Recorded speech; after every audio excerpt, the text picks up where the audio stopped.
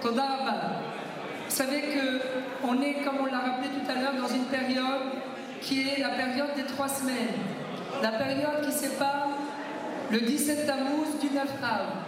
Et cette période, eh bien, elle vient en quelque sorte, elle vient commémorer 2 événements tragiques qui ont eu lieu à ces 2 dates.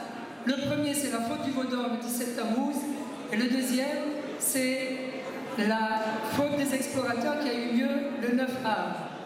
Et pendant cette période, eh bien, nos chachamim, c'est ce qui est écrit dans les livres, mais des fois on a un peu de mal à le mettre en pratique. Nos chachamim nous disent qu'il faut rajouter énormément d'amour gratuit. Alors l'amour gratuit, bien sûr, c'est pas si c'est avec le voisin avec qui on s'entend, il n'y a aucun problème. L'amour gratuit, c'est même avec ceux, surtout avec ceux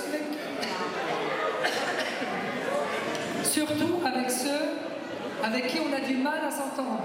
Alors pourquoi on a du mal, c'est pas le problème maintenant, c'est pas ce que je veux dire, mais je voudrais, Rabotai, attirer votre attention. Il y a ici une personne très importante qui est députée à la Knesset et qui, Baruch Hashem, a fait beaucoup pour les Français.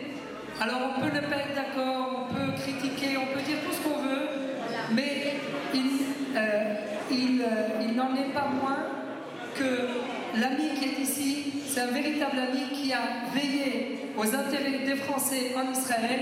Alors c'est filmé, j'ai pas honte de le dire devant tout le monde, parce que très souvent, malheureusement, on parle d'unité, on parle de fédérer les gens, mais on a du mal, comme on l'a dit tout à l'heure, on a du mal à s'asseoir avec quelqu'un avec qui on n'est pas d'accord. Mais ça, c'est l'antithèse de la Torah. Parce que dans la Torah, comme c'est écrit dans le traité de Yevamot, on l'a étudié il n'y a pas longtemps dans le Daf Hayomi, même Bet Shammai et Bet Hillel, qui étaient l'un qui était à l'extrême l'un de l'autre, eh bien malgré tout, ils se mariaient quand même entre eux.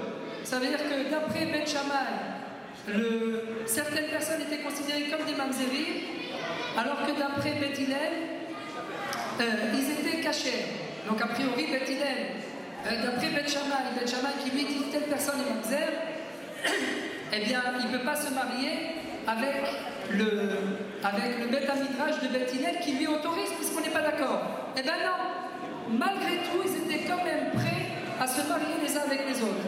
Alors nous, au Baruch Hashem, s'il y a un bon chiot qu'on est preneur, mais Rabotai, c'est très important, c'est ça le but de ce congrès.